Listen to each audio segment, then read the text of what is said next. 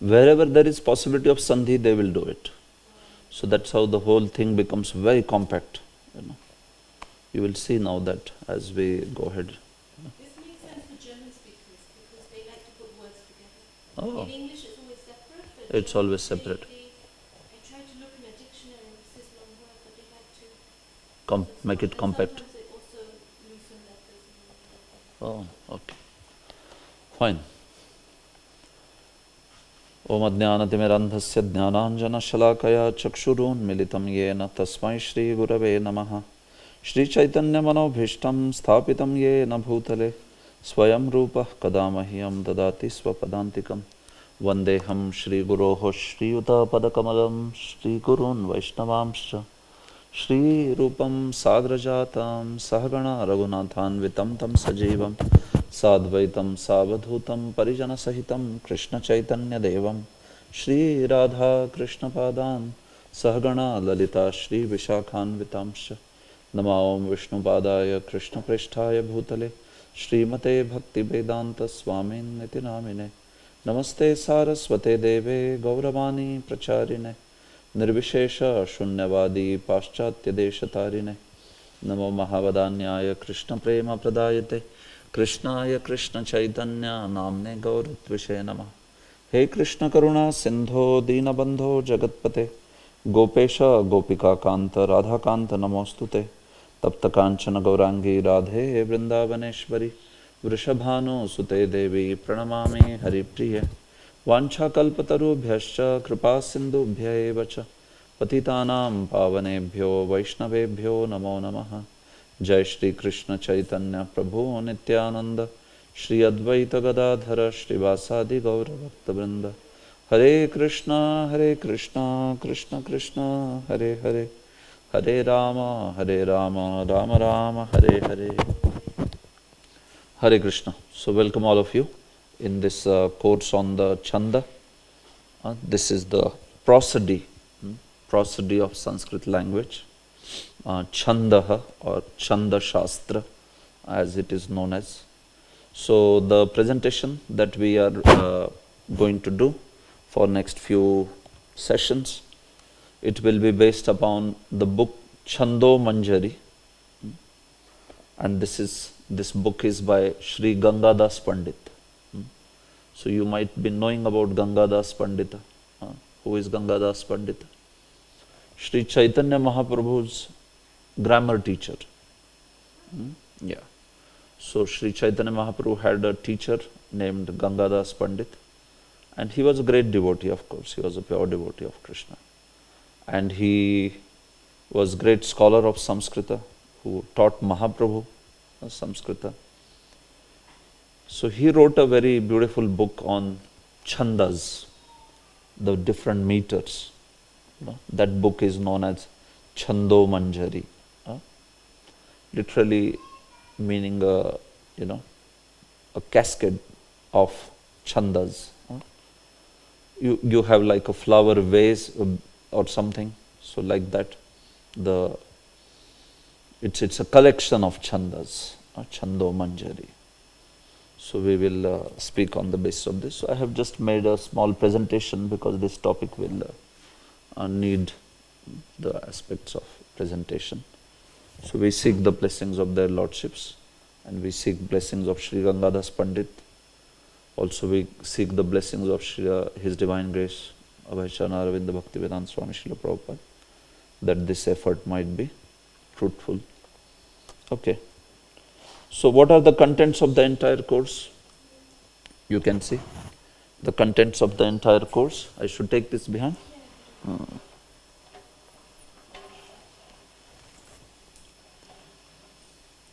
Yeah.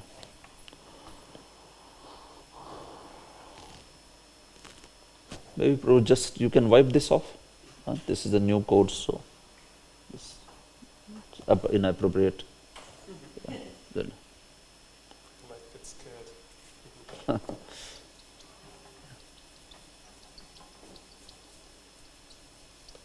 So the contents of the entire course you can see. In today's session, I am going to give a brief introduction to this. Tomorrow's session onwards, we start seeing various chandas. But today's session is very important because these are the fundamentals. If you understand today fundamentals well, then tomorrow in the session, in order to recognize chanda, you will be very comfortable. It will not be difficult for you. So in today's session, we will be seeing basically the introduction. So these are the contents of the entire course.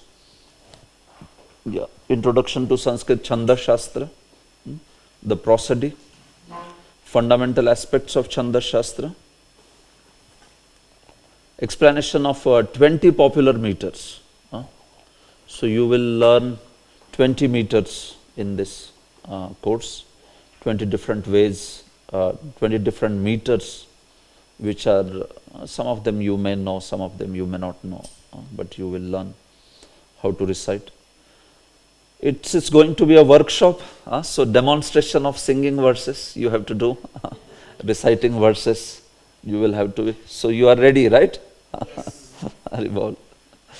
And then finally some homework also. And we also have the exam at the end. The exam is certainly, it is in person. The exam is not written. So, or the exam? Yeah, we will, at the end of the course, I will only check with you. You can tell me, because we can have it 1 week later or 2 weeks later also. You see how much time you need for preparation and then tell me. So, usually I decide it at the end of the course because, sometimes students, depending on how they find the content, we can. Okay, so objectives of this particular session. By the end of this session, the students will be able to, just a minute, sorry. Define what is chanda and understand the various meanings of chandaha. What does the word chandaha mean, and understand various meanings of chanda. Understand the essentials of Vedic roots of Chanda Shastra. Where from the Chanda Shastra is rooted, prosody or Chanda Shastra. Then tradition of Chanda Shastra, basic types of chandas, and then uniqueness of Chandomanjari. Okay. Prabhupada himself spoke about how we should learn to recite verses properly. So one of you can read this. Prabhupada's lecture on Srimad Bhagavatam, there is this excerpt from there. You read, go on, one after another. You read the transliteration. The thing is, hearing the meter and repeating, that's all. The writing is already there, transliteration. Simply you have to hear the written verses, just like you have chanted so many verses, songs by hearing. The hearing is very important. A child learns another language simply by hearing. Pronunciation, hearing, that is natural. If we hear one thing repeatedly, you will learn, you will learn. So one has to hear little attentively, then it will be easy. There is no difficulty. Just like you are singing our song in tune.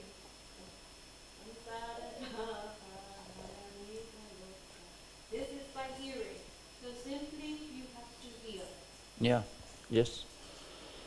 So Prabhupada is saying that you have to hear how the proper chanting is done, proper recitation is done, like that. If we hear one thing repeatedly, then we will learn, right? That's the point. So that one has to hear little attentively. Of course, one has to make sure that one learns also and hears from the right person, Otherwise, just hearing, but if you are hearing from a wrong person, then it's the parampara of errata. It's just error after error, So sometimes devotees may feel like hearing, but it matters from whom you are hearing also, If you are not hearing from the right sources, then we may just pick up wrong ideas, wrong meters, everything incorrect. So, it is okay, sometimes we may be just ignorant about something. So if there is an opportunity to hear from the right people, those who understand those things, so that's the best thing. You hear from the bona fide proper source and then you are also, you can be assured of the right knowledge. So this Prabhupada spoke in one lecture in Tokyo, 20th April 1972. Okay, so introduction to Chanda Shastra.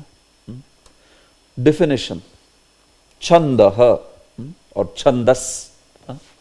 The word Chanda, Prabhu, is the Pratipadikam is Chandas. Okay, that's the Pratipadikam. So that is why I said that this course should be done after Sanskrit course, because you understand now what is Pratipadikam and all that. Pratipadikam is Chandas, and in the Prathama Vibhakti it becomes Chandaha, like that. So it has the dhatu called as Chad or Chad. Chad, Chadi Ahlade. The dhatu's meanings is given by the Panini, sage Panini. He has given the meanings of dhatus. In Sanskrit language, you know how many dhatus are there total? 2200. So by 2200 dhatus, entire Sanskrit universe is made. All the Sanskrit vocabulary by 2200 dhatus. That's it.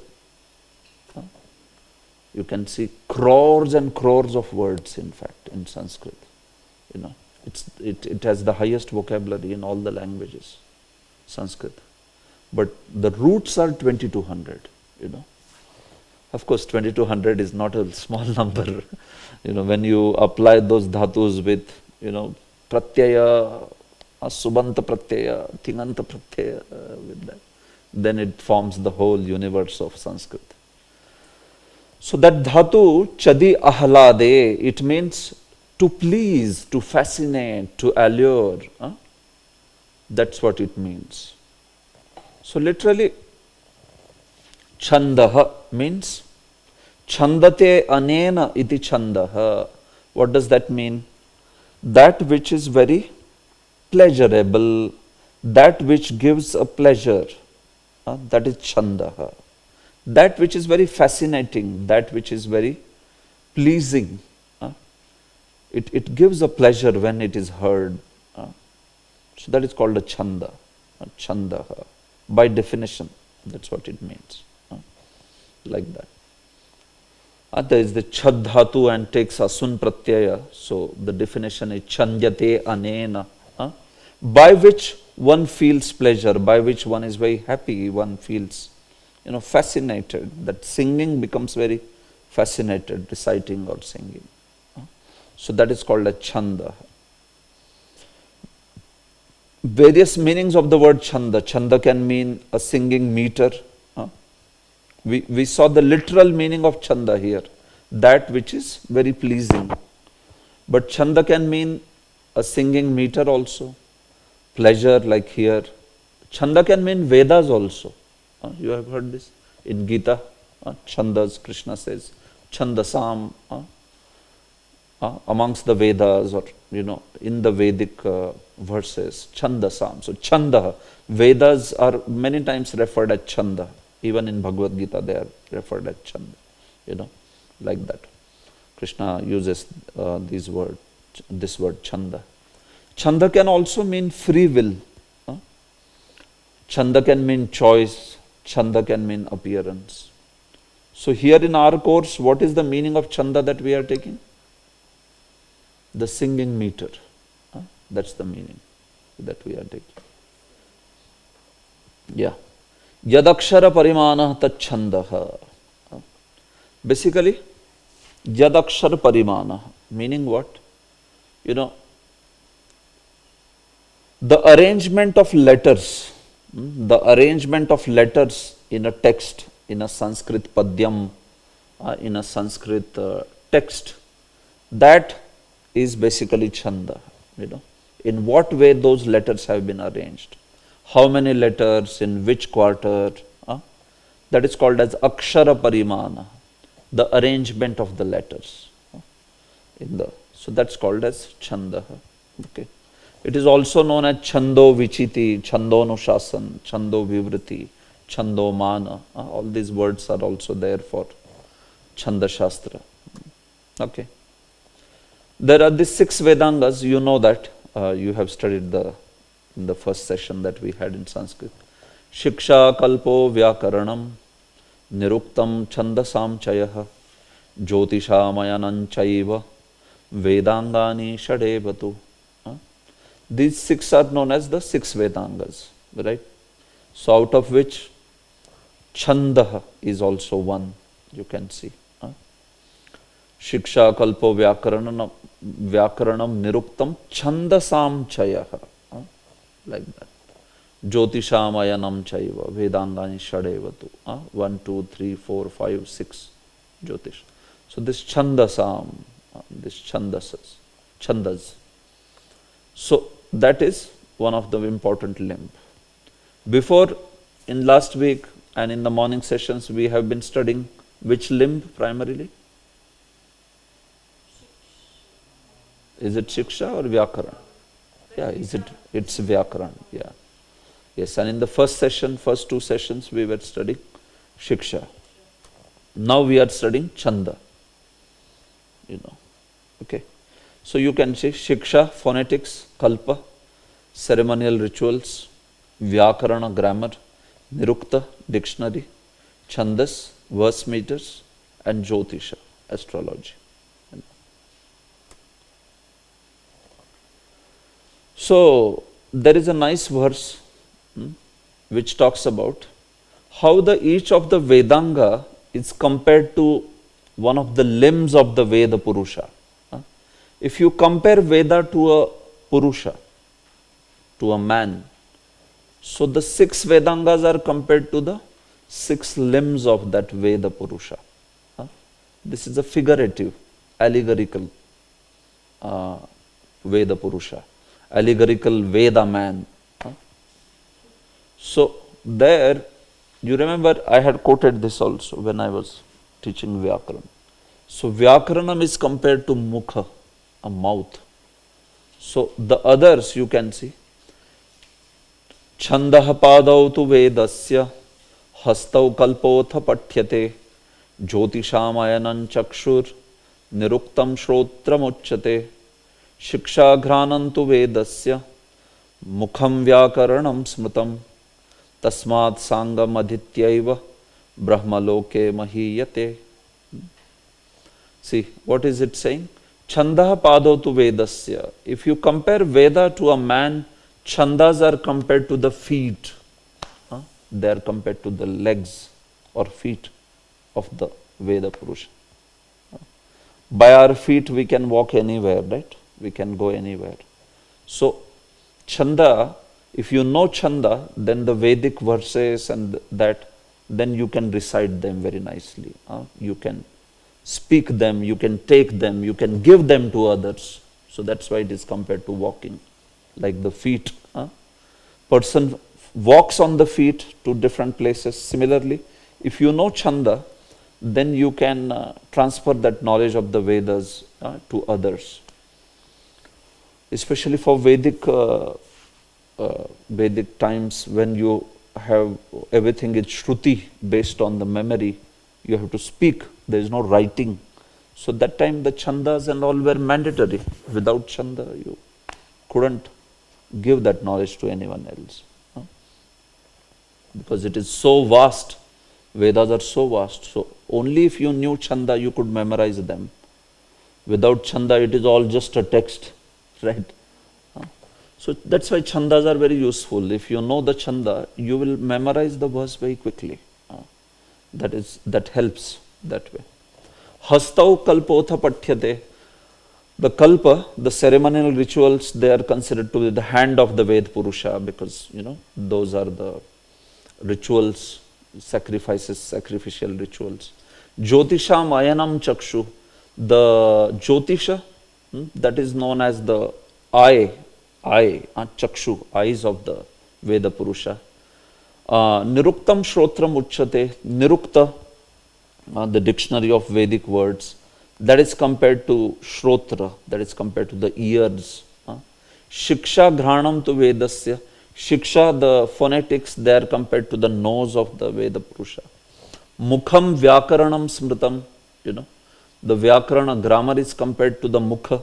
because finally you take everything inside through the mouth. So if you don't know Vyakaran only, then you don't understand anything of the Veda.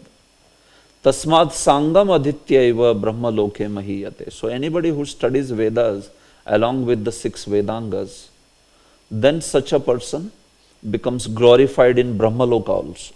You know, yeah, because Vedas are very much recited always in the Brahma Loka.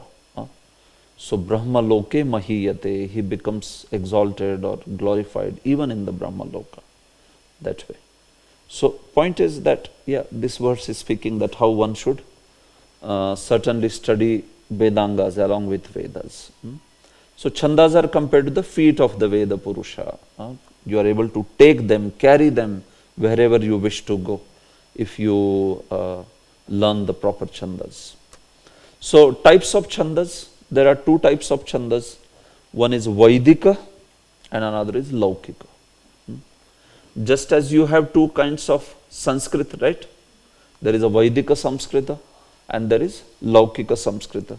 Similarly, there are 2 types of Chandas also.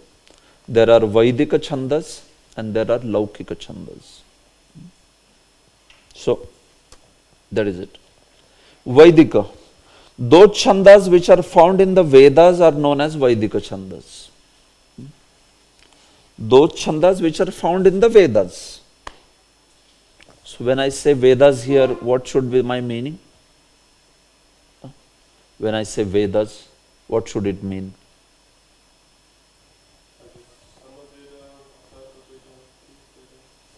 Exactly, yes. So when I say Vedas here, Vaidika, so basically it means the original 4 Vedas.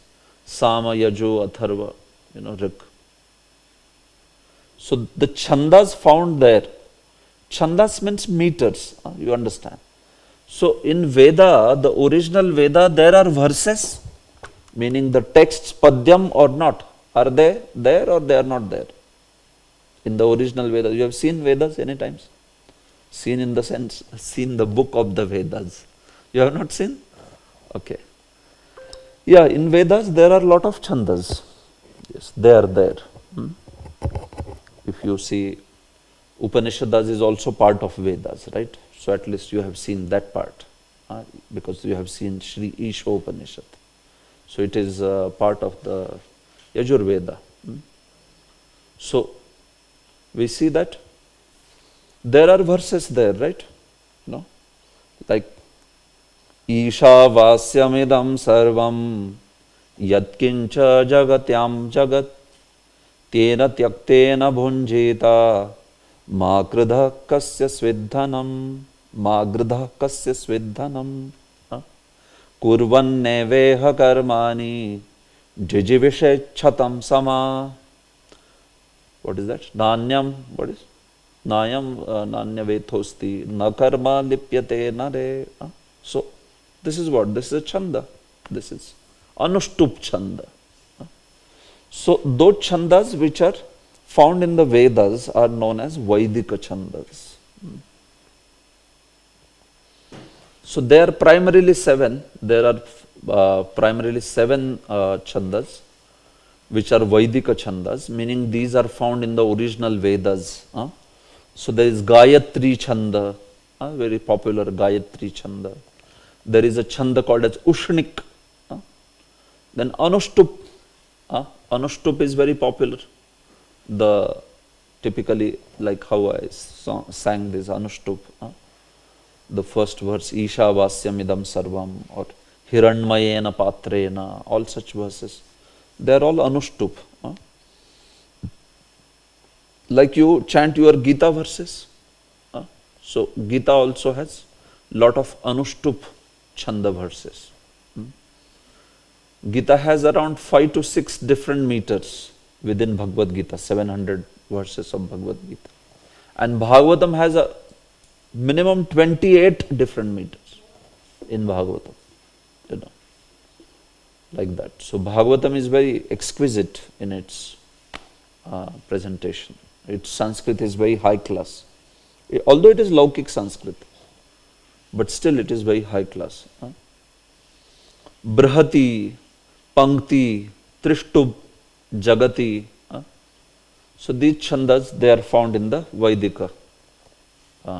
Those are Vaidika chandas.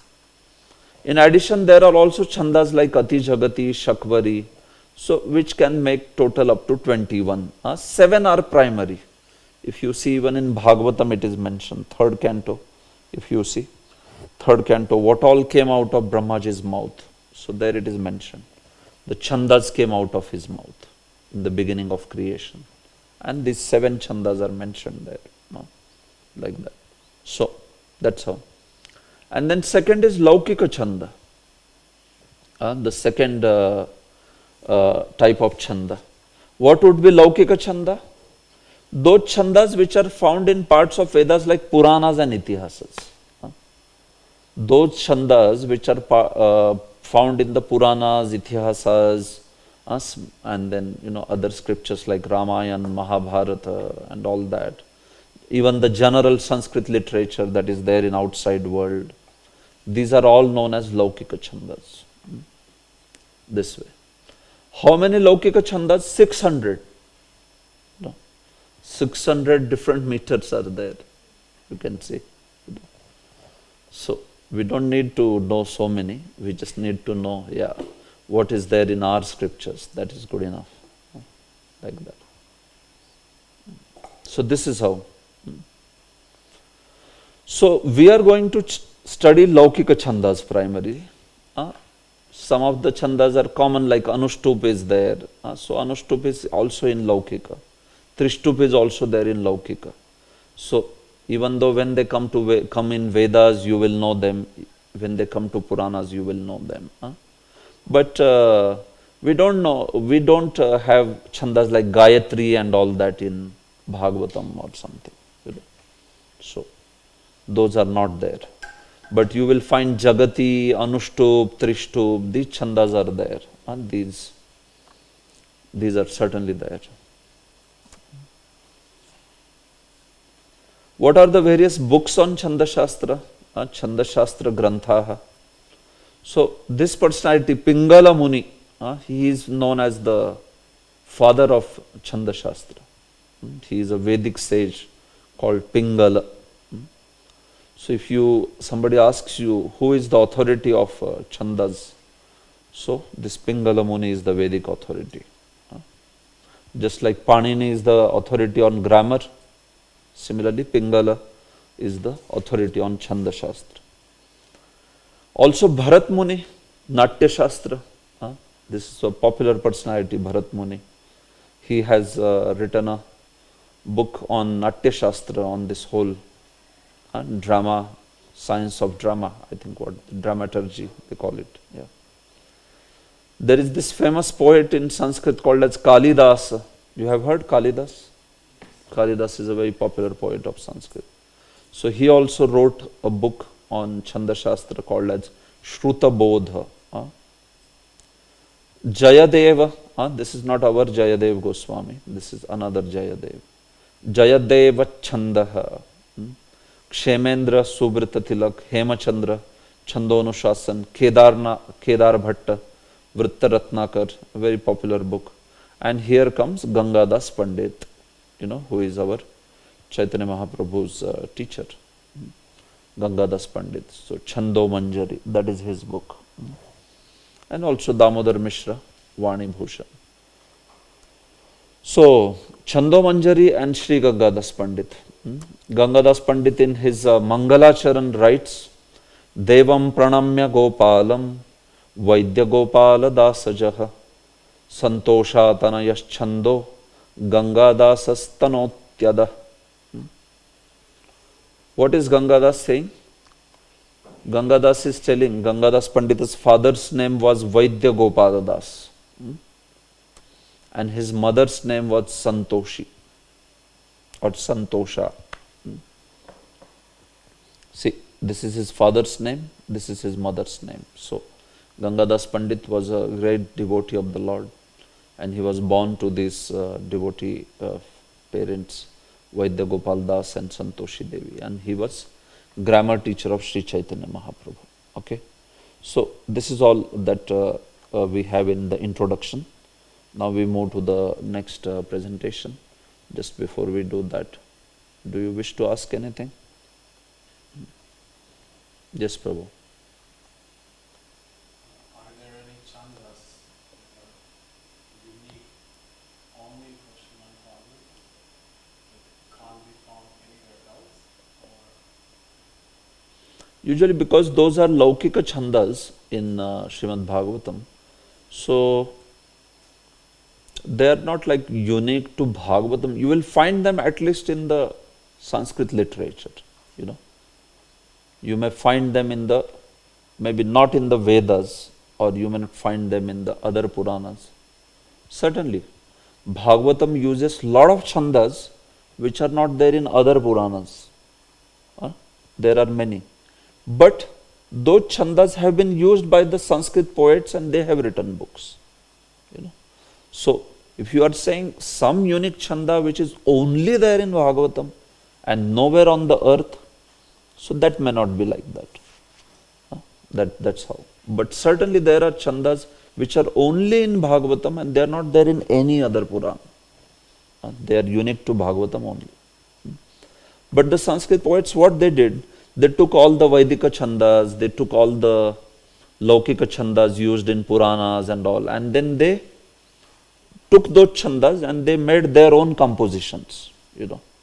So that's how all the chandas are covered by them in the composition. You understand, no?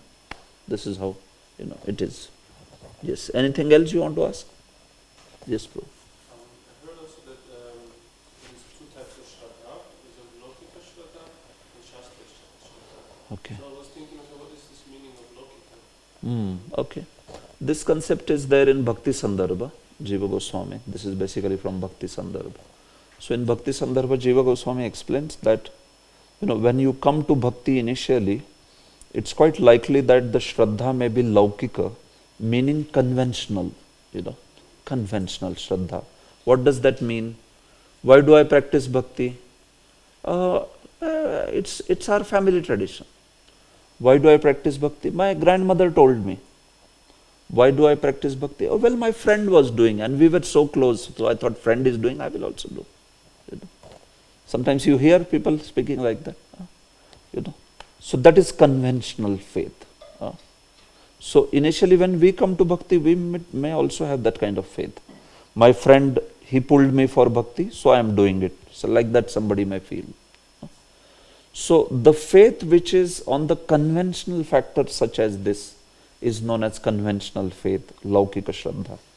But when you come in Bhakti and become serious to read Shastra, understand Shastra, and based on Guru Sadhu Shastra, you understand that, you know, this is mentioned in Shastra, this is explained by Guru, that is why I follow this, you know. It's not based so much upon my friend is doing or my grandmother told me or my tradition, no. Now your Shraddha is completely based on the Shastra, you know. So you check, even if somebody is saying something, then you check, is it really mentioned in Shastra, you know. So when like that, the Shraddha's focus changes to Guru Sadhu Shastra, you know. So then that Shraddha becomes quite unshakable, you know. It's not just sentimental that way. And the characteristic of that Shraddha, Jiva Goswami says, is one will naturally start surrendering, Sharanagati. So Shastriya Shraddha equal to Sharanagati, he says, you know. It is surrender. What is surrender? Anukulyasya sankalpa pratikulyasya varjanam. You know, you start rejecting all that is unfavorable. You start accepting all that is favorable. So, that Shastriya Shraddha is also not just some reading some books. He has put them equivalent, Sharanagati and Shastriya Shraddha. If you have Shastriya Shraddha, you will certainly start surrendering your life. So, that's the Shastriya Shraddha versus Laukika. So, Shastriya, you say scriptural faith. Laukika Shraddha is conventional faith. That's all. And also in this meaning of Laukika Chandas, it has some conventional kind of chandas? Yeah, see how it is in Vedic realm, the original verses, the original scriptures, which are basically known as Shrutis. Shruti. See, Shruti is something which comes out from the breathing of the Lord, you know. So, all scriptures comes out from the breathing of the Lord. But what happens? Every single creation cycle, there are these some set of scriptures which come out exactly in the same form from Lord's breathing. Exact number of verses, exact number of, you know, the position of the verses, exact number of swara, everything just exact. Those scriptures are known as Shruti. So those scriptures are known as Shruti or Veda. And whatever is apart from that is known as Loka in Sanskrit. In the Vedas itself, it has used these two phrases. Veda means that original Veda, and rest of it is Loka. You know. So that which is the rest of it from that Loka becomes Laukika. You know. You understand now? So literally, Vaidika means that which is pertaining to only those 4 original Vedas. You know, rest is all Laukika. But by this Laukika, we should not take the meaning like it is mundane or something. It's just another phrase for that section. Because what happens?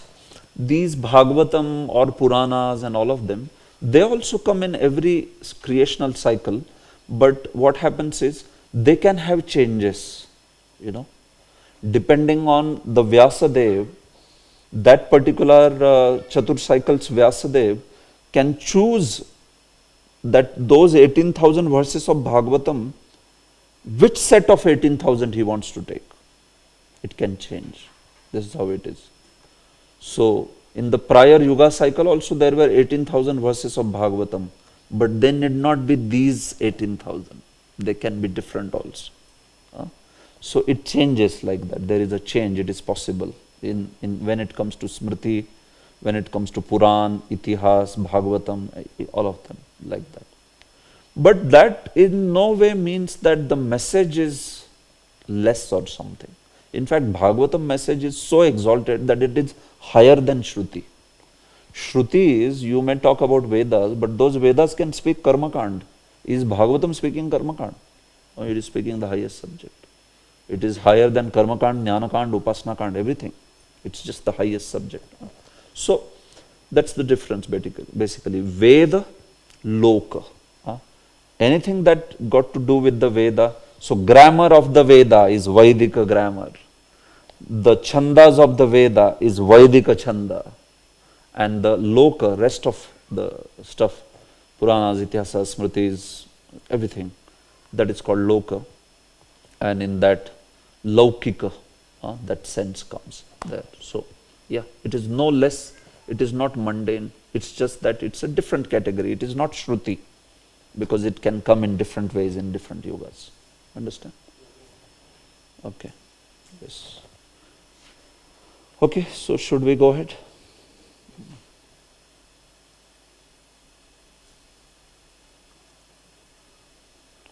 All right, so now we come to important point that you should know if you are planning to study Chanda.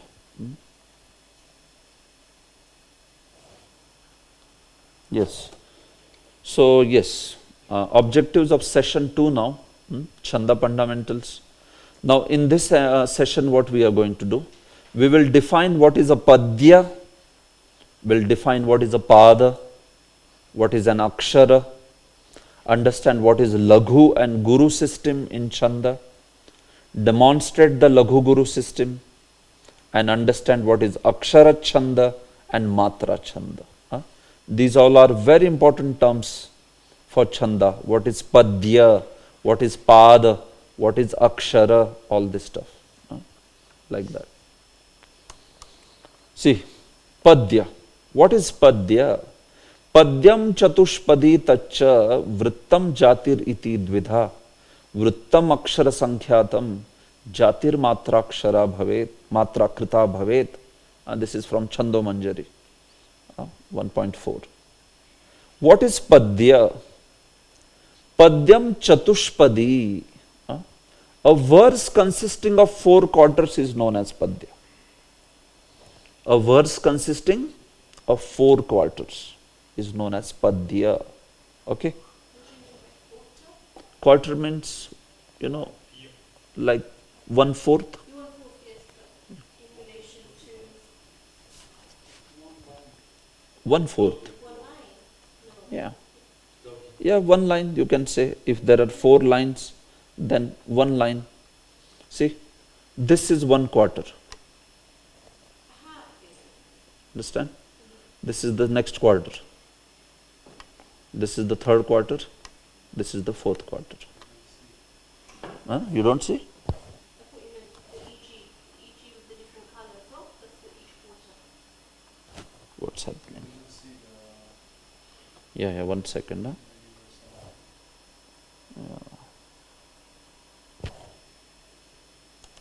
It is showing only the presentation. Huh? I think this is a particular mode that I have chosen probably. That it is only showing the presentation.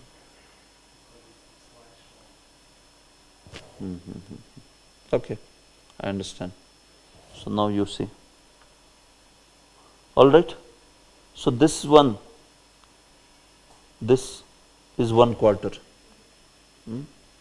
This is another quarter. Like this, 1, 2, 3, 4. So in each one of the quarter there will be fixed number of letters, syllables. That's how Sanskrit is. Huh? So this is known as Padya. So usually what do we call this? Shloka. Yeah. But actually it should be called as Padya. Like that. We may say Shloka and we may not correct also if devotees are saying. They will say, oh, this Jnani has come, like that. So that's okay. But you should know. You should know that it's not actually Shloka. It's Padya, the shloka became synonymous actually. It became so overused that it practically became synonymous to the padya, text. Any padya became shloka that way. So, yes, but you want to call it, it is basically padya. Or you can say in English text, that is also fine. Right? So, padya. Yeah. Sorry. Yeah. So you can see Padya. A verse consisting of 4 quarters is known as Padya. So each one of the quarter is known as what? Pada or Charana. So this is the language now that you should adopt. If I say to you, a Pada or Charana, this is what the every quarter is known as. Okay. So if I say to you that in this particular verse, if I say to you, please read the second charana. So what will you read? Second charana or second pada. Yeah. Charana means leg. Pada and charana both mean leg in Sanskrit, leg. So a shloka is walking on 4 legs, which are these 4 quarters. So charana or pada means the same thing, no difference. So if I say to you, Prabhu, please read the 4th charana of this verse. Yeah? Brian, Prabhu.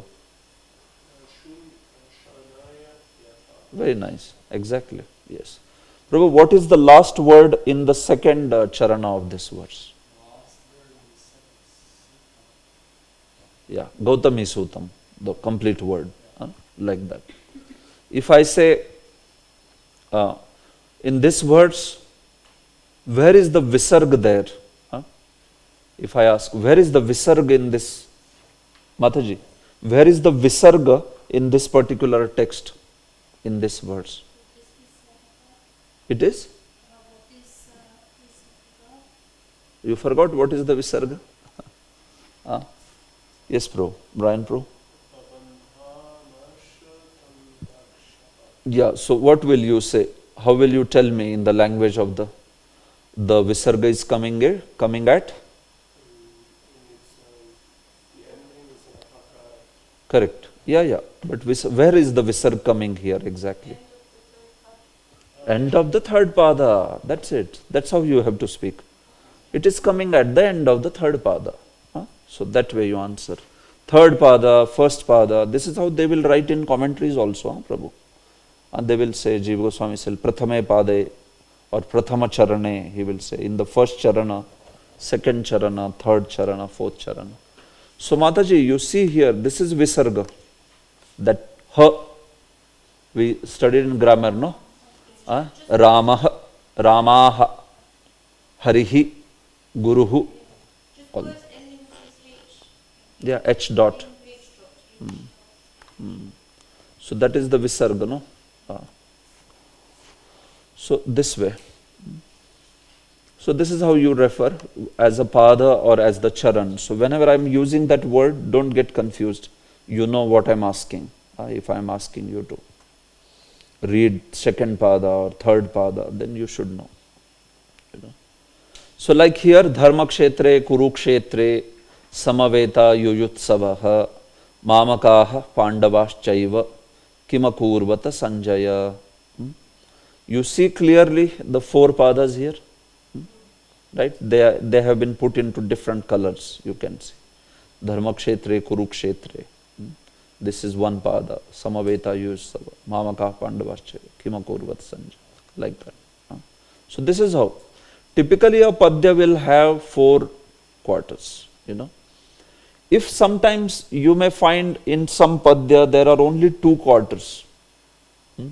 It is not having 4 quarters. It has just 2 quarters. So then that is called a half verse. It is called a half verse. And you call it as ardhakam. Ardhakam. So that means it is a half verse. There are not 4 charanas there. Ardhakam, this way. Sometimes it may be sardhakam. Sardhakam, which means it is 1.5 verse. You have seen this sort of stuff, it is there, I will show you. Even in Bhagavad Gita it is there. Ardhakam, Sardhakam, even in... not Sanjaya Uvacha. Sanjaya Uvacha is just basically introduction to the verse. It is a phrase, but I'll show you where you will not find, there are not 4 quarters, like that. So,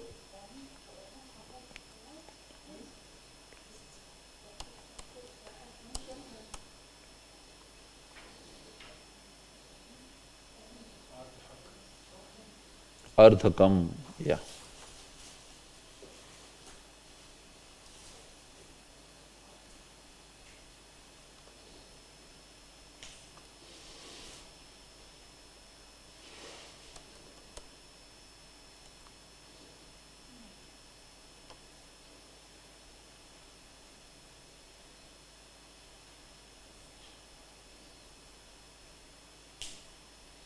You see? Text 31, Bhagavad Gita. What you are seeing? Again, it's not visible. Yeah. Every time I have to escape from that mode, I think. That's the thing. Chapter 4, verse number 31. Just see. What is this? This is Ardhakam. You call this as Ardhakam. Because how many charanas you see in this? 2. That's it. So it's a half verse, actually. So such, you may not call them as padya, you may call them as ardhakam. You just say ardhakam. It is called 431, yeah. Nayam lokostya yajnasya kutonya kurusattama. Finished. That's it. That much only. Is there a certain amount of syllables or letters for each pada or chant? How many letters will be there? Syllables? Yeah. Yeah, depending on the various meters. So that's what basically is the main criterion for being a meter. If it has 8 syllables, it is Anushtup meter.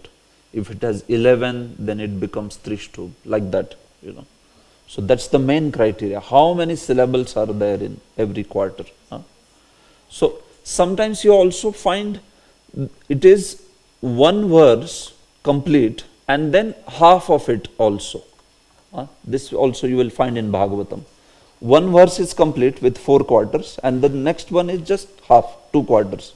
So that will be called as what? Sardhakam, 1 and half. Under the same text, yeah. In Bhagavatam you will find that. Under the same text. So the whole idea is completed in that, you can say 6 charanas. So that's why it is put as a text.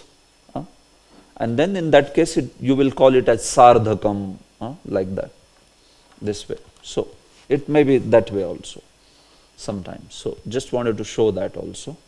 Usually speaking, a verse should have 4 quarters. That is like standard thing. But if it's not there, then they are categorized under these. That Ardhakam. Do you see this?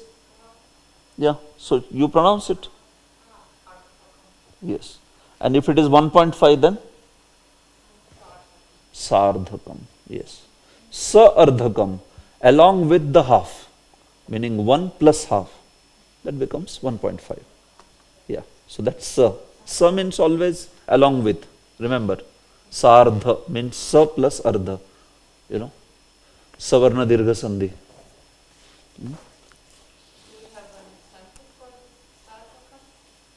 Sardhakam, yeah, there are some Bhagavatam examples. They are there. I can show later. That's okay. Many examples are there in Bhagavatam. You know. Yeah.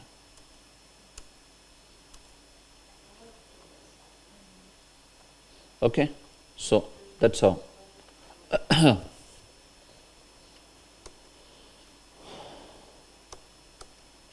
So pada or charana, this is it. A quarter of a verse is known as pada or charana.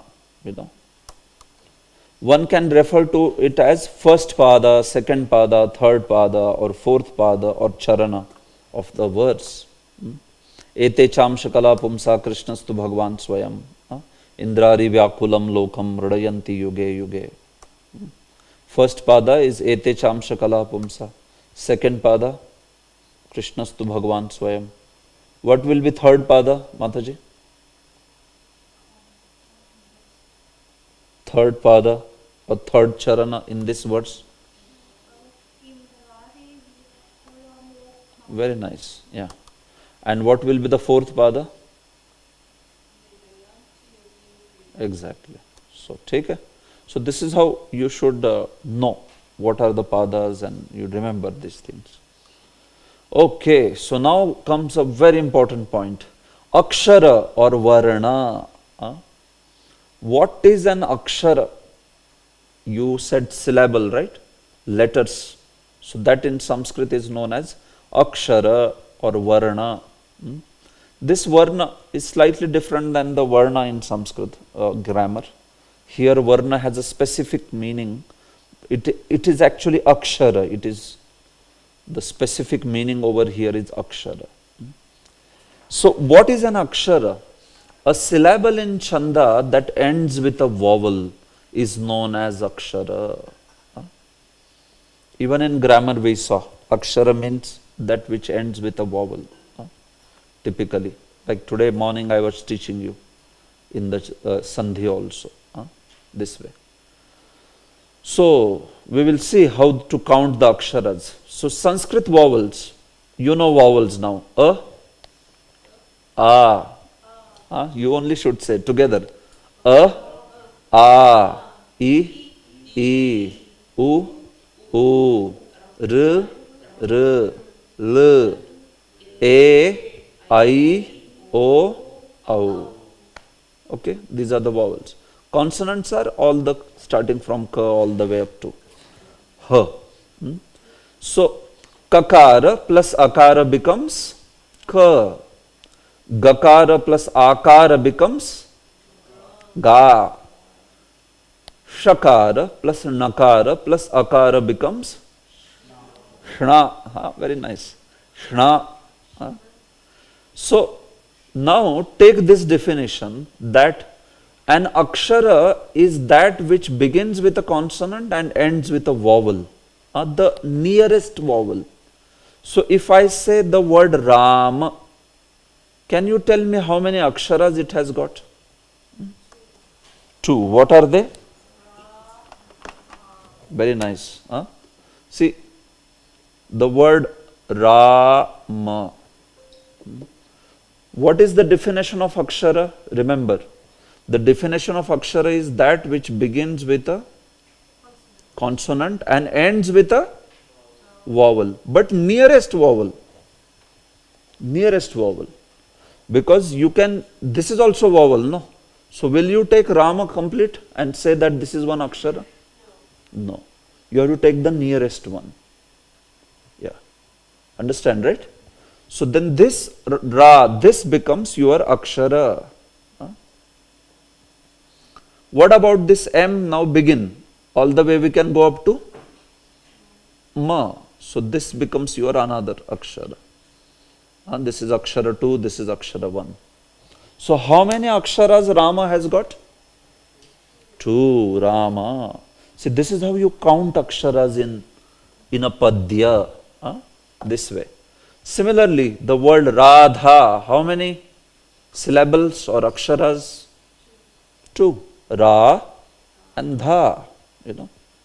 When it comes to a word like Brihat, now you see, Brihat. See, here now. Brian Prabhu, how many syllables? Brihat. 2. What is the first one? Br.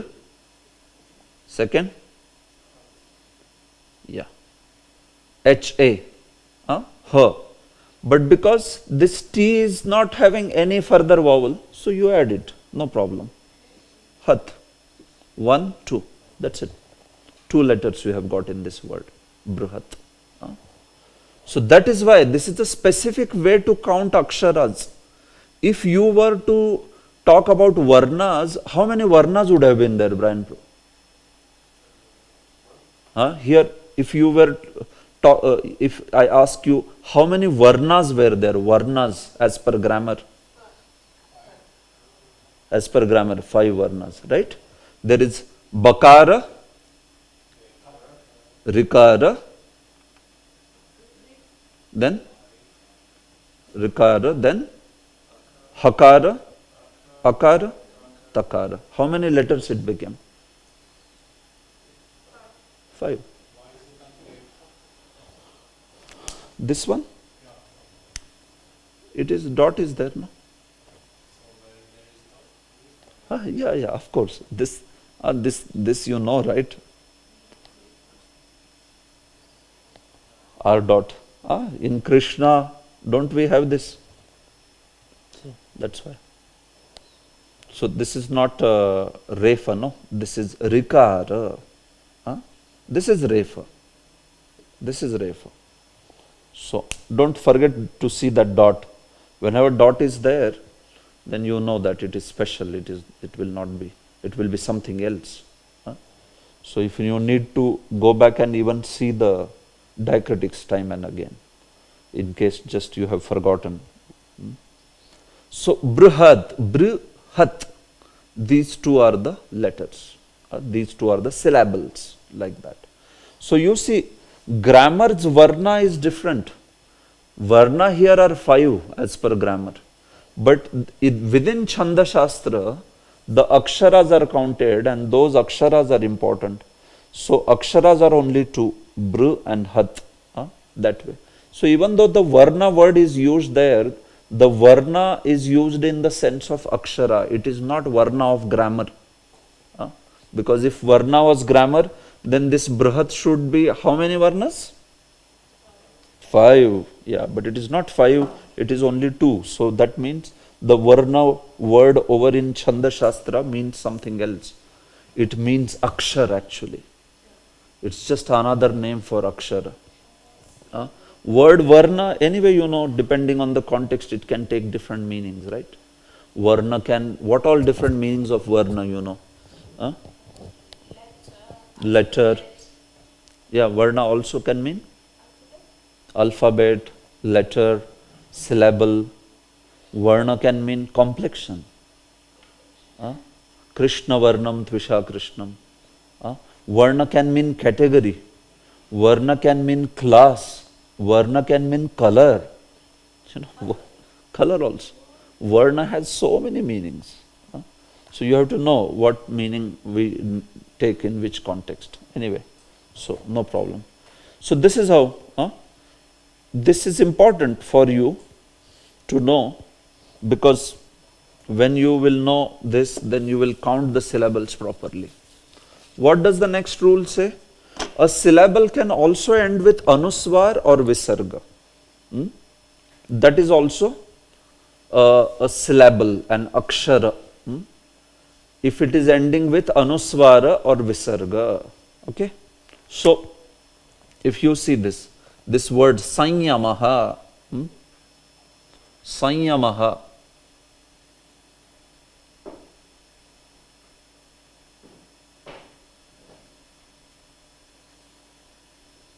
so in this particular word, a syllable basically can also end with anuswara. So what would be the first syllable? Yeah? Sam. What would be the next syllable? Yeah. What would be the third? Yeah. How many syllables total? 3. Like that. So within Chanda Shastras, the counting of syllables is being told to you. It is being taught to you that this is how you count syllable. A syllable can also end with anuswar, you can see.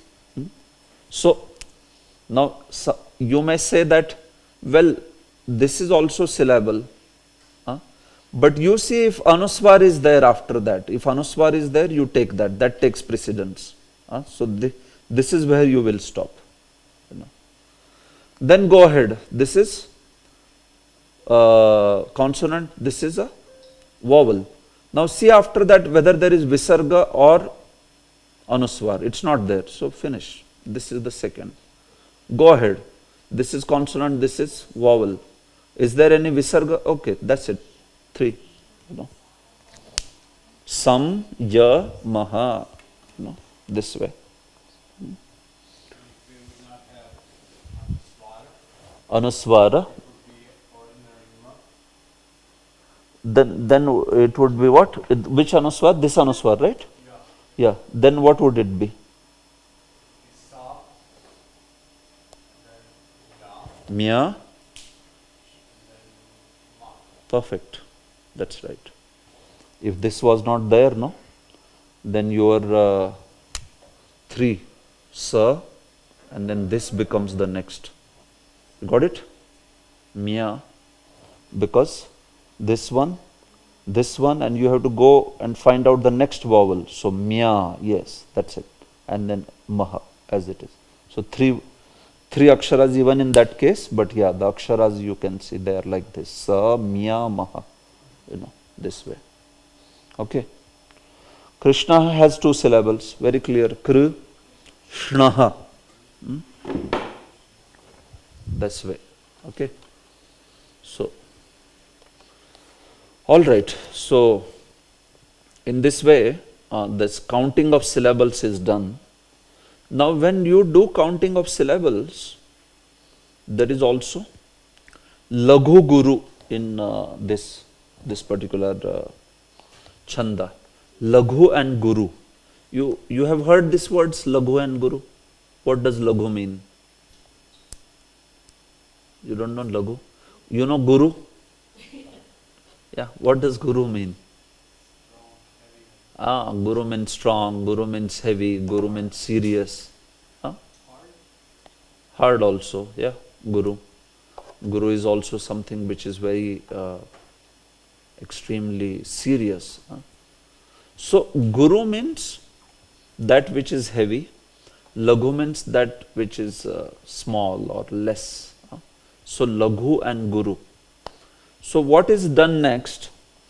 After you count the syllables in a particular pada, you also give them Laghu and Guru terminology. So what is that Laghu Guru terminology? So for that, some rules have been told here. What is called Laghu, what is called Guru? It's basically depending on how much duration that thing is taking. Is it a long vowel? Is it a short vowel? Like that. Those criteria are there. Laghu and Guru. Guru is something which is long and heavy. Laghu is something which is short and not so much heavy. It is light. So what we are going to do is, these syllables that you see, they will be termed as Laghu and Guru. Why are we doing all this stuff? Yeah. So in Sanskrit, the various quarters of a various meter, they have a specific arrangement of Laghu Guru. And that is why we are learning this.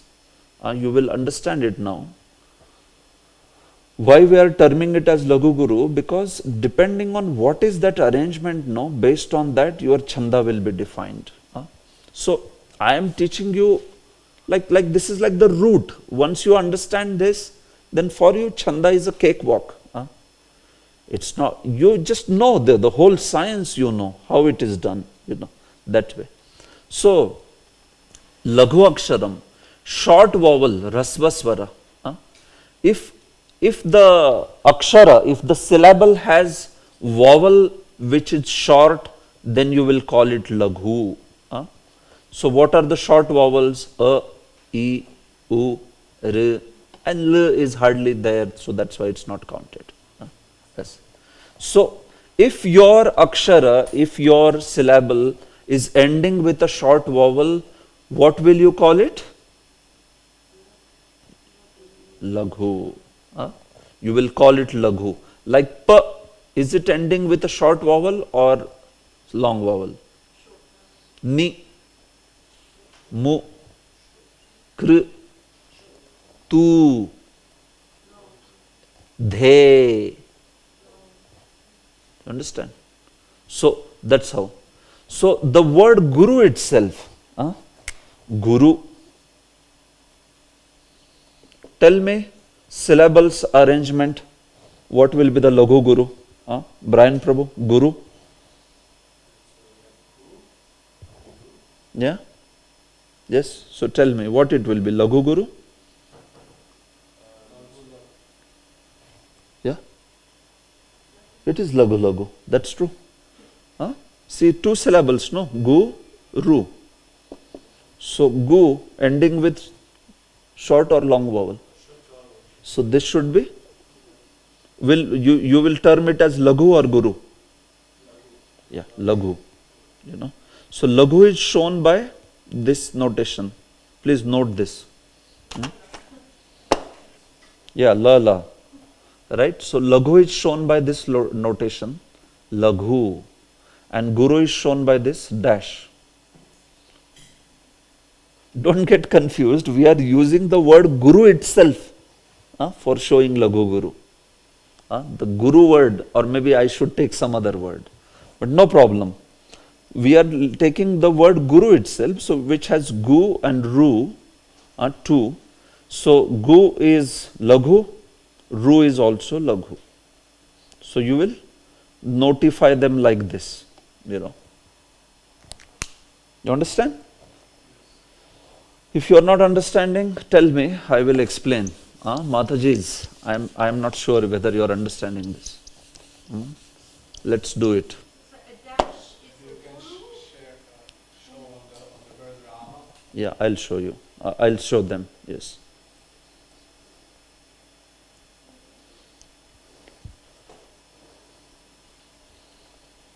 Mataji, see this word is there. Makaraha. Okay. Makaraha. All right. So, Huh. Now you tell me, Mataji, first, how many syllables are there in this?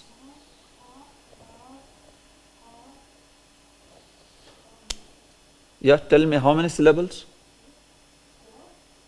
4. Okay, tell me, what 4? Ma meaning what? Like ma means, see, I will write only this, if you are saying ma. How will you say, you know? Uh, yeah. So what should be the first? Makara followed by akara, right? This is your first vowel. Okay. First syllable. What next?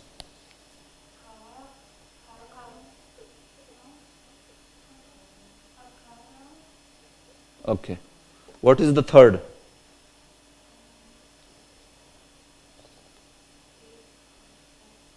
Refa, akara. And then fourth one is what? That visarga. Like this? So, is this correct, Mataji? Or you are not getting? This is not silent. Huh. So, what should be corrected here? So 3 is silent. 3 is? I am not getting what you are saying. 3 is silent. Syllable. 3 syllables. Okay. So, what should be the third syllable here? Huh? If I ask you, correct this, how are you going to correct this? So you put the weighted number 4. I should wipe this off? Yes. Okay, wiped off. Now? Now this is it? Oh. Okay, Mataji. Visarga. I said this before Visarga. Yeah, so you have to tell, no, very clearly. You are not confident whether that is the way it is. You have to tell me. Visarga is wiped off. Please put it here. I'm not sure if Visarga is an old syllable. Yeah, so that's what I was saying. Visarga is not a own syllable. What a syllable is called as syllable all the way up to visarga. If you see a visarga, na, go up to visarga and cover that, and that is only one syllable. Like whole thing is just one. Huh? So you don't put visarga as a different syllable. Anuswara or visarga, they are always placed as along with that particular syllable. So there are 3 syllables only. Huh? Okay. Now you have to term them as laghu or guru. So laghu guru's rule is, if your syllable ends with a short vowel, you call it as laghu. If it ends with a long vowel, you call it as guru. Huh? It's a name. We are naming this syllable. Laghu guru is basically, we are just naming them. So if this syllable you see, is it ending with short vowel or long vowel?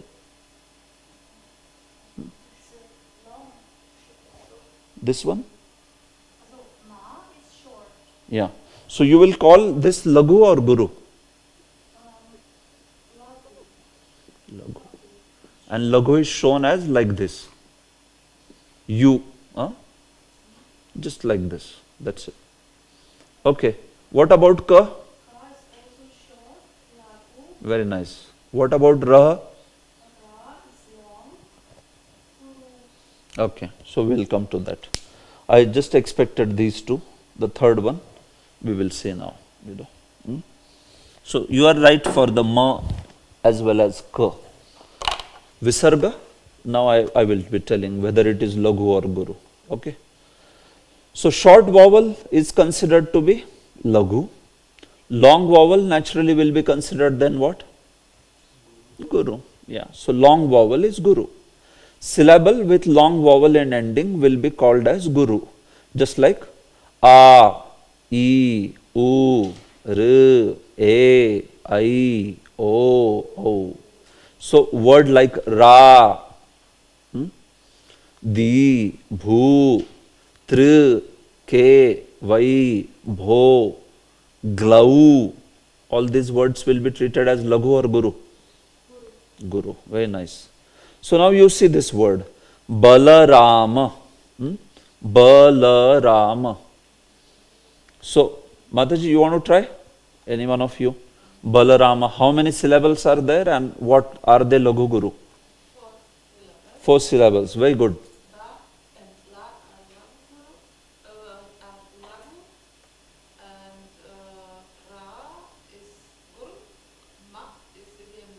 Very nice. So Balarama, Laghu, Laghu, Guru, Laghu. Very nice. Yashoda, you see Yashoda, Laghu, Guru, Guru. Madhusudana, Madhusudana. So Madhu, Laghu, Laghu, Su, Guru, Dana, Laghu, Laghu. Clear?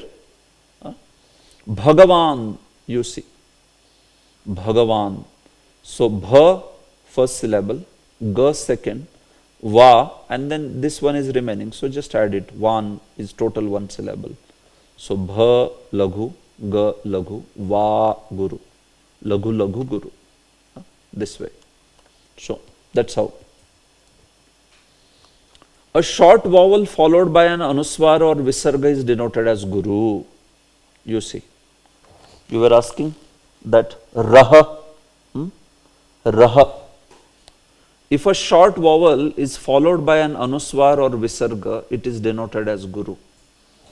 So in Raha, do we have short vowel followed by an anuswar or visarga? We have or not? We have. So it will be treated as Laghu or Guru? Guru. Exactly. This is Guru. So it's quite a simple rule. In the end, I'm going to summarize all the rules and it's very easy to remember. See, if you are going to take anuswar, if you are going to take visarga, it will be Guru always. Anuswar and visarga are going to be Guru. Short vowel will be Laghu or Guru? Laghu. Long vowel will be Laghu or Guru? Guru. Okay? So, like that. Next. 5 rules are there basically and then you stop it.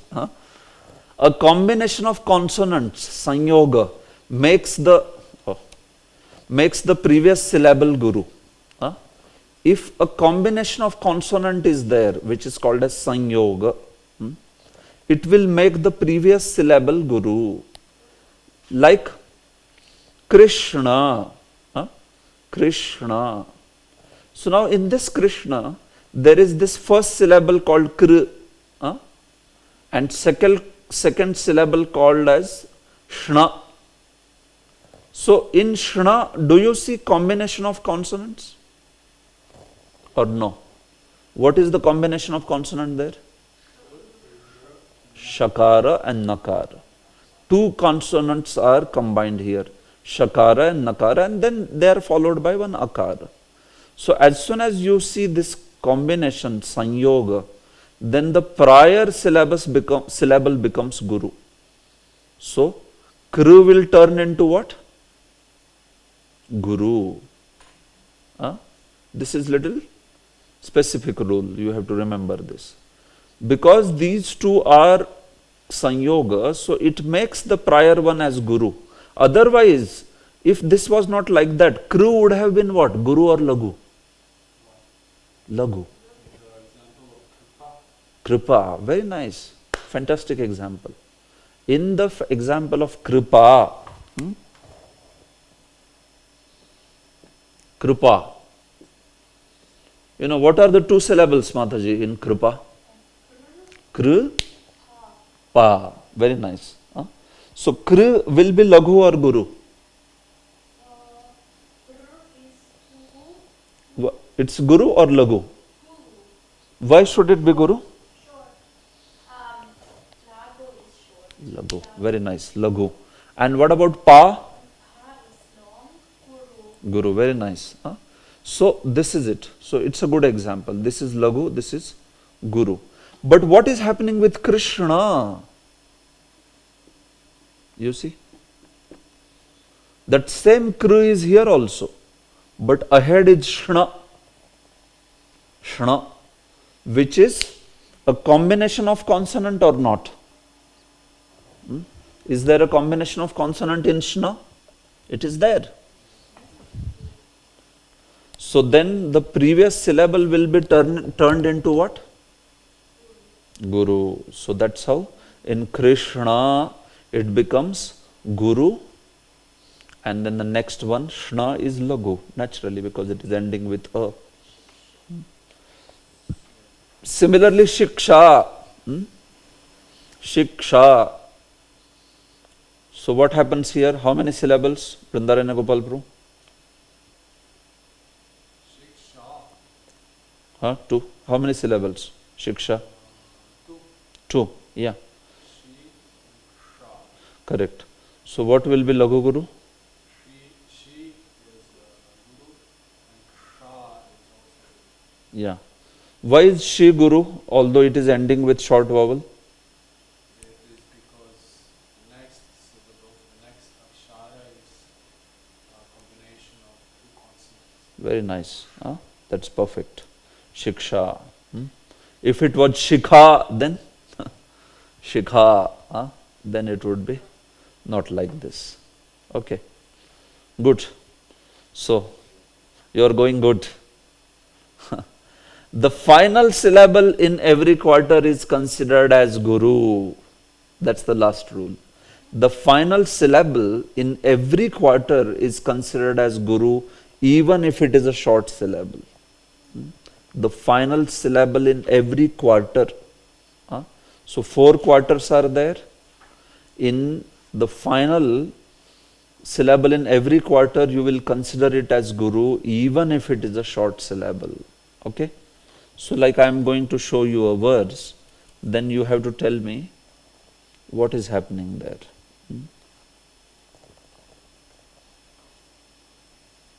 Final syllable in each one of this is going to be Guru, irrespective of whether it ends with short vowel or whatever. So, in the first charana, what is the final syllable? What is the last syllable, and whether it is Laghu or Guru, you tell me. Who can tell? In the first one I am asking. This one. What is the final syllable?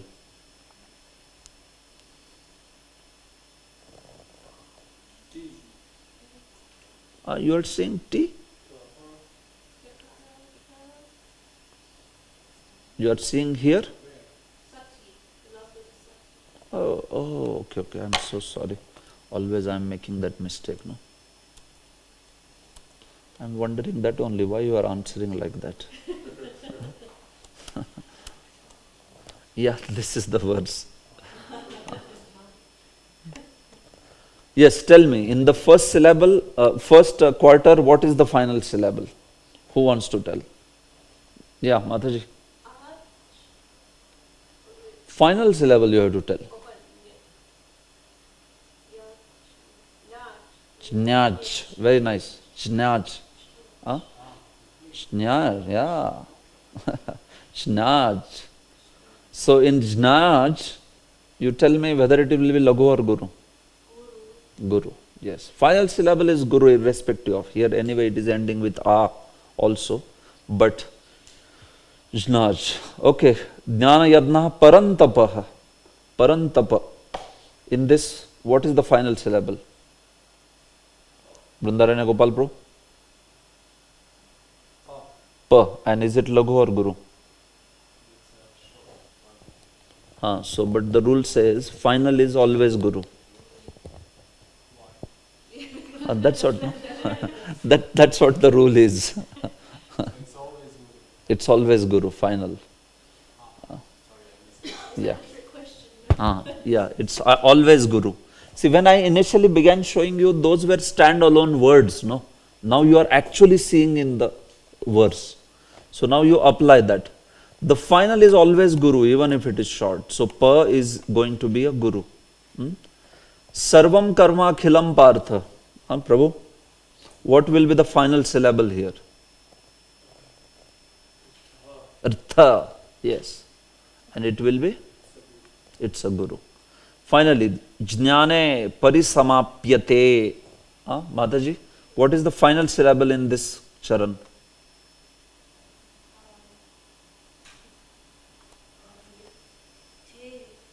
What? Te. Very nice. Te. And is it Guru or Laghu? Yeah, final will always be Guru. So this is it. Now, You are done. It's very nice. Now you are ready, to learn the next thing. So you see, Laghu Guru syllables, summary. This is the summary. A Guru syllable is, which all are Guru? Sanuswara. Anything that ends with Anuswara, with your blindfolded, make it Guru. Anything that ends with Anuswara is Guru. Anything that is Dirgha, one that is Dirgha, that also basically becomes Guru. If it is Dirgha, it becomes Guru, right? Dirgha means long vowel. Visargi, if it has a Visarga, will it be Laghu or Guru? Visarga means always Guru. Sanyog Purva, if the previous syllable of a combination of consonants, it will be Laghu or Guru. If the combination of consonant is coming ahead, so the prior one becomes Guru. And finally Padanta, the final syllable of every quarter will be what? Guru. That's it. So these are the 5 cases where it will be Guru. Now rest will be all Laghu, no problem. So Gangadas Pandit has given this one verse to remember, which all will be Guru. A Guru syllable is Sanusmaraischa Dirghascha Visargi cha Gurur Bhavet Varna Sanyog Purvascha Tatha Padanta Gao Bhiva. So when we were learning Chando Manjari, so this verse they made us memorize. The teacher said memorize so that you will remember what is a Guru always, what is a Guru syllable. Yes, Prabhu. Dirgha. One that is Dirgha. Yeah. Explain it just to write it down. Dirgha means what? Long syllable. Long vowel. That is Dirgha. Short vowel is Hrasva. And Dirgha is long. Okay, ending with the long vowel. Anything with long vowel. That's it. That is Dirgha. That is the Sanskrit word for long vowel. Dirgha. Okay, so these 5 rules. Then it is Guru. Anything ends with Anuswar, anything ends with Visarga, anything that ends with Dirgha vowel, long vowel, anything which is before the combination of consonants, and anything that which is at the end of quarter. So if you know this, then you know how to put Laghu Guru. Yes, Mataji. Could you please share this with us? Yeah, I'll share, no problem. Yes. Okay. Sanyoga Purva, yeah. The previous syllable of a combination of consonants, Sanyoga Purva. And then Padanta. Okay. So, now we come here. Hare, Laghu Guru, you have to tell me. Hare. These are standalone words. I am not saying they are at the end of Pada or something. So, Hare, Brian Prabhu. Both syllables are Laghu. Both are Laghu? Ha is Laghu and Re is Guru. Very nice. Krishna. Mataji, you want to tell? Krishna, Laghu Guru. Guru is short, Raghu, and Shna, Krishna, Guru, long. Difficult. Shna is Guru? Really? How come? Krishna.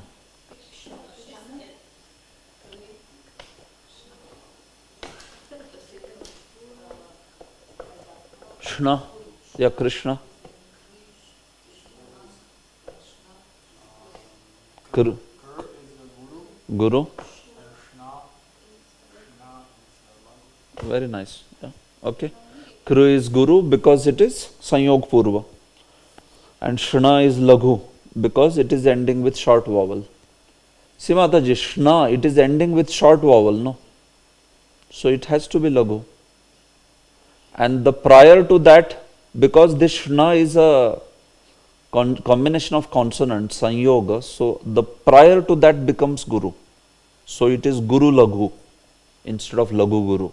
It is guru laghu. So Radhika is Ra is Guru, Undi is Lagu, and Ka is Lagu. Ka is Oh, ka. Ka, oh, I cannot see. So A bar, na it is. Ka, then it is Guru. Okay. Nanda. Brian Pro, Nanda. Na is Guru, because there's a Sanyoga Purva in the second syllable, and Da is Lagu. Very nice. Prabhupada. Who wants to tell? Prabhupada. Laghu Guru. Vrindanayana Gopal Pro. Ra should be Lagu. Yeah. Gu is Lagu. Pa is Guru. And Da is Guru. Da is? Excuse me, it's not the Pa that's the same, it's Lagu. Yeah, it's Laghu because it is just a general word. Yeah.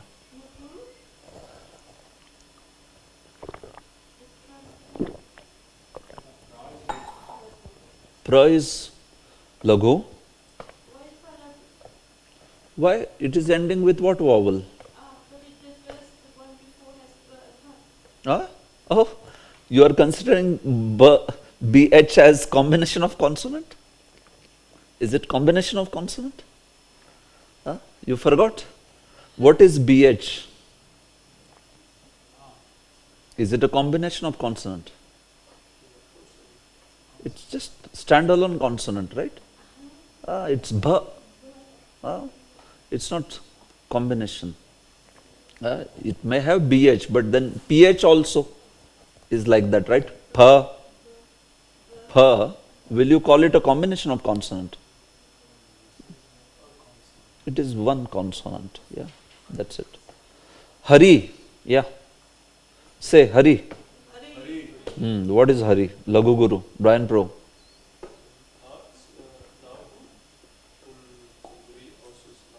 Nadi. Mataji. Nadi.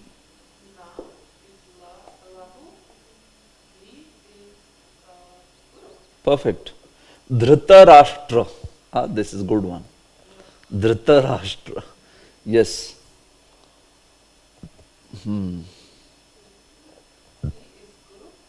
Okay. Dhri is Guru or Laghu?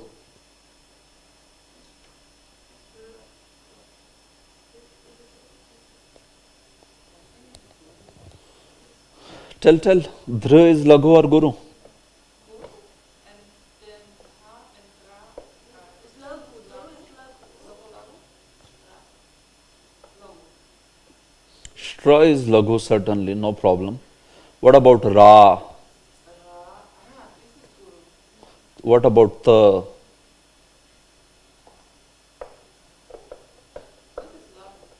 And Dhru? Why must be? You have to know why. You have to know why. Dhru, you see now, how is it ending? Three consonants. Yeah, but three consonants. Prior to that becomes Guru. Is there anything prior to that? Nothing is there, no? So why will it become? Dhru, that's the first one. If something was before that, then it would have become Guru. But there is nothing before that. Dhru is the first syllable. So that Dhru should be Laghu or Guru? Then it should be Lagu. Laghu, that's it. So Laghu, Guru, Laghu. Yeah, very nice. Okay, so now I will show you why this is done. So, whenever you have a verse, no, it has a certain combination of Laghu Guru. And now I will show something which will make you ecstatic. You know. Yeah, what is that? taking compassion on students like all of you, a devotee, he has devised a software in which you just put the diacritics, it gives you the meter. It calculates all Lagu Guru, everything, and it gives you the meter name. Yeah, just the name, not how to recite. You see, this is that Shloka meter, version 2.1.1. Now what I am doing here, I am going to paste one Shloka, but you have to paste it in diacritics. Sarva dharman parityajya, get info. See, Lagu Guru, all they see. You see this? This is Guru, this is Lagu, Guru, Lagu, Guru. This is works out. Meter group name is what? Tell me. Read this, no? You can't read? Okay, it's very small, huh? I don't know how to make this large. It will not. It is shown. Strong and a plus. Control.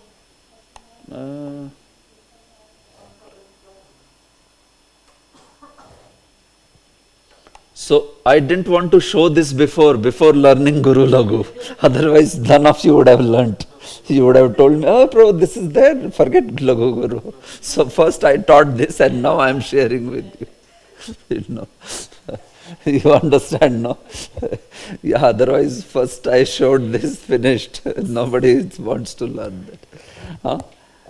So you say Sarva Dharman Parityajya, a particular arrangement of Lagu Guru is there, and that has been calculated here. See, here he gives the number of letters in every quarter. What is that number? 8. What is the meter group name? And what is the particular meter's name? That's it. This is it. This is the shloka.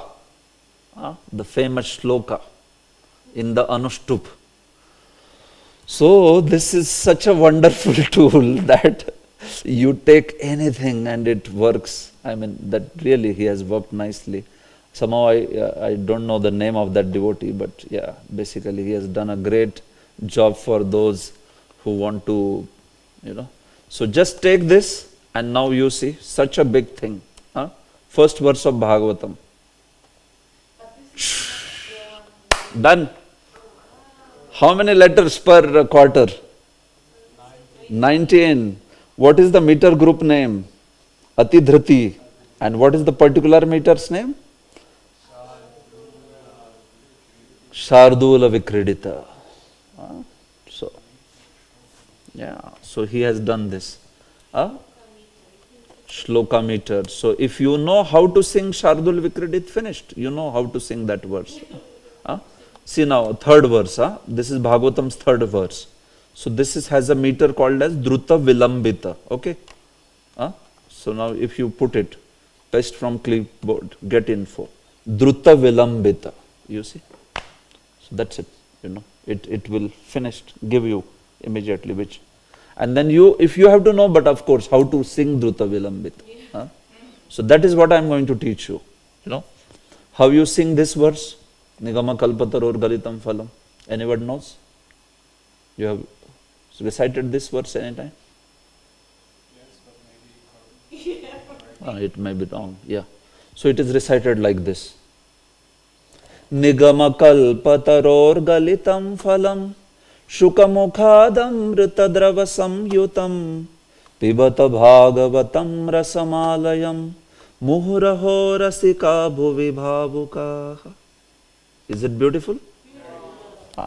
So, see, this is meters. If you know it, you will sing it nicely. Like that. Or there is another tune also. Nigama kalpataror galitam phalam Shukamukhadamritadrava samyutam pibata bhagavatam rasamalayam muhuraho rasika bhuvi bhavukaha. So this is how you recite this meter.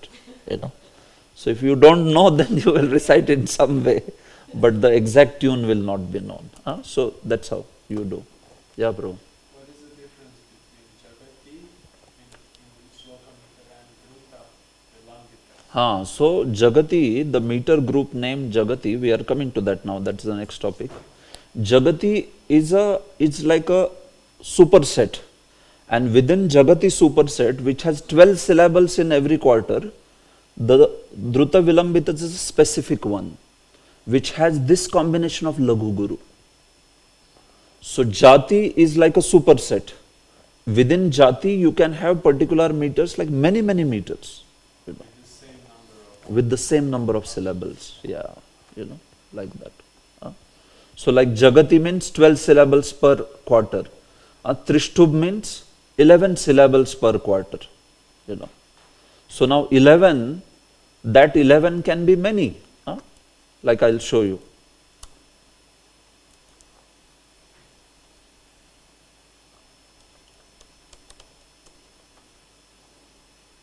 Bhagavad Gita has a lot of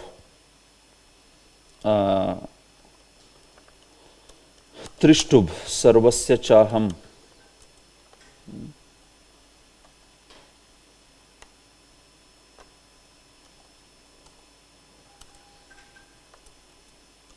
See, I'm Sarvasya Chaham Riddhi Sannivishto. Yeah, there you go. How many syllables in every quarter? 11. And meter group as name is Trishtubh. And what is the particular meter name? Indra Vajra. Indra Vajra. So this particular meter name is for the category of Trishtubh. So if it is Indra Vajra, you sing like this. Sarvasya chaham hridhi sannivishto matta smriti jnanam apohanancha vedaischa sarvairahameva vedyo vedanta krit veda videva chaham. This is Indra Vajra, which has 11 letters per quarter. But now you see same jati, meaning Trishtubh, but it can have a different set of that Laghu Guru. So I am showing such a verse to you. Did I shortlist for Bhagavad Gita or what? Okay, here, yeah. Chintayami.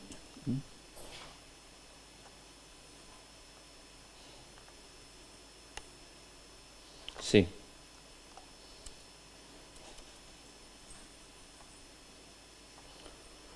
There you go. 11 letters per quarter. Meter group name is Trishtubh, but particular meter name is what? Rathodhata. That's the particular meter name. Changed. You know, the same jati, same number of syllables, but different. So you can't now sing it like this, the way you sang the prior one. How did you sing it? You know, Sarvasya chaham hridhi sannivishto chintayami harimeva sant. You know, you see, it's breaking. You can't sing like that. So this has a different rathodhata, just like a chariot goes up and down, like that this verse is sung, you know, like this. Chintayami harimeva santatam mandahasa muditananambujam Nanda Gopatanayam Paratparam Naradadi Muni Vrinda Vanditam. Like that. So this is Rathodhata. Because it is, although it is within the Trishtubh, it is a different category. You know, so you sing like that. Chintayami Harimeva Santatam. This way. So that's how. That is the jati and the specific vritta or specific meter. Like that. So that is why. So this particular software I will share with all of you. Okay, this is a good one. It gives you the meter. But yeah, I mean, point is, yeah, you should also know how to calculate Laghu Guru. See, we have seen here, Chintayami. Just see for the first three. Chi. Brian Prabhu, what should be Chi, Laghu or Guru? That is because of the next one, Sanyog Purva. Very nice. Guru. Here it is Guru. The next one, Nta, Laghu. The next one, Ya, Guru. So you understand? See here, Guru, Laghu, Guru. And then like that you go on. It is Laghu, Laghu, Laghu, Guru, Laghu, Guru, Laghu, Guru. That way. Okay? So, this What about this green vertical line? vertical line? Yeah, that I'll tell you. The Laghu Guru arrangement, no? It is broken into three, the pair, triplet, in a triad of three. And that is called as a Gana, So you have a Gana specific. Okay. So that's why they have broken it at the first three. I'll teach you now those Ganas, what are they meant, and how you do it. So that's the next topic that we will see. Okay. So I'll just end this particular presentation because we are coming to the end. So what I'm going to do is I'll give some Laghu Guru practice for you. I mean that software is okay, but you have to know also.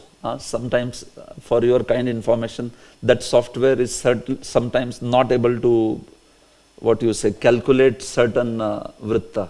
So then I sit with the pen and calculate, and then I realize, okay, this is the meter here. So it's not like all encompassing. Sometimes it makes you that you only have to work it out. Maybe that particular meter Prabhu must not have fed, looks like. That's why it is not coming that way also. But otherwise most of it comes. Yeah. Every Padya, each quarter has the same number of syllables? Yeah, that's a good question. That's mandatory. Yeah, that's a good question. So depending on whether it has equal number of syllables or it has the first and third is equal, second and fourth is equal, there are three types of meters. Samavritta, which means equal in every quarter. Ardha Samavritta means first and three will be equal, second and fourth will be equal. And then third one is Vishamavritta, which means in all four there will be different syllables. But those different, how much different are also defined. Not like Prabhupada said, English poetry, one is 16-inch long and another 500 inches long. Not like that. The definition is there. Even in the Vishamavritta, there is a fixed definition that way. So that's how we will see this. Just last 2-3 slides. Types of chandas. There are two types of chanda. We have some session or something, Mataji, coming up? No? I'm just ending. Or you? Okay. Yeah, I'm just ending with this slide only. There is chanda, and then chandas are of two kinds. There is one akshara chanda, also known as vrittam, and matra chanda. So the akshara chandas are those in which in all the 4 quarters, charanas, there are fixed number of syllables. That is akshara chanda, fixed number of syllables. Okay. While matra chanda is the one in which you will find that, the total, basically, dirgha and rasva, meaning short vowel, long vowel, like that if you calculate, the whole thing will be something fixed. So we are primarily focusing on this, where the fixed number of syllables are there. That's what they are there primarily in Bhagavatam or Bhagavad Gita or Ramayana or everywhere. So those are the ones we will focus on. So you can see Akshara Chanda, the meter which is defined on basis of counting of syllables that we were doing right now, while Matra is known as basis of counting of matras. How many matras? Like Rasva, short has 1 matra, long has 2 matras, Pluta has 3 matras. You remember? We have seen. So total number of matras based on that. So we are not so much focusing on matra, but we will focus. Yeah? Matra is the duration for which you say a vowel, no? Like a is 1 matra, a is 2 matra, and then a is 3 matra. That matra, duration. Okay, so that's it. We'll see it tomorrow, the 3 kinds of vrittas. Okay, thank you very much. Srila Prabhupada ki jai. Hare Krishna.